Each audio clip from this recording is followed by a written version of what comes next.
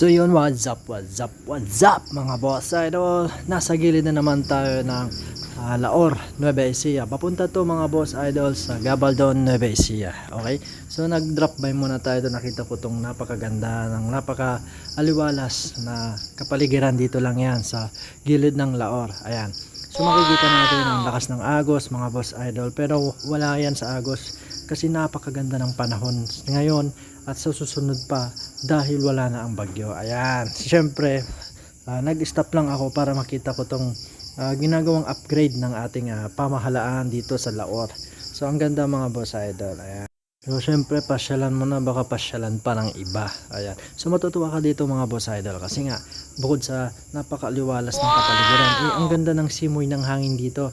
Kung mga may problema kayo, dito kayo mag inhale, exhale. Ayan, so syempre dito lang yan sa Laor, sa may gilid lang yan ng kalsada.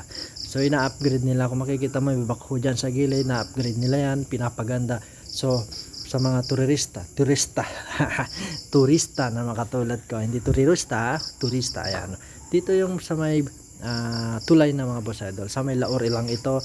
So ginawa nilang tourist spot na rin to dahil nga napakaganda yung kapaligiran at maliwalas. Ayan, syempre malakas yung agos kaya wala munang naliligo dahil sa pagbugso-bugsong ulan. Ayan, pero pag maaraw na mga boss idol, ang dami nang naliligo dito. Syempre saan ka pa ba? Napakaganda, napakalinis. O syempre dito na sa Laor yan. Okay, so Laor mga boss idol, mayroon din to katulad ito sa may Gabaldon, pero sa Gabaldon is magkaiba dito sa may Laor.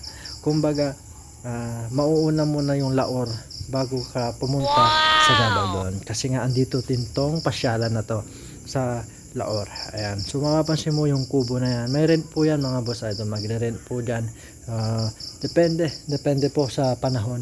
Depende rin kung may pupunta sa inyo na pwede. Pero nung nakaraan kasi mga boss idol, sa Gabaldon, nag drop by lang kami, naligo kami, pinagre-rent kami doon sa cottage nila. So syempre para di ka mainitan, pwede ka mag-rent dyan, pwede ka rin na sa gilid lang, kung may baon kayong tent or ano, diba, pwede kayo sa gilid.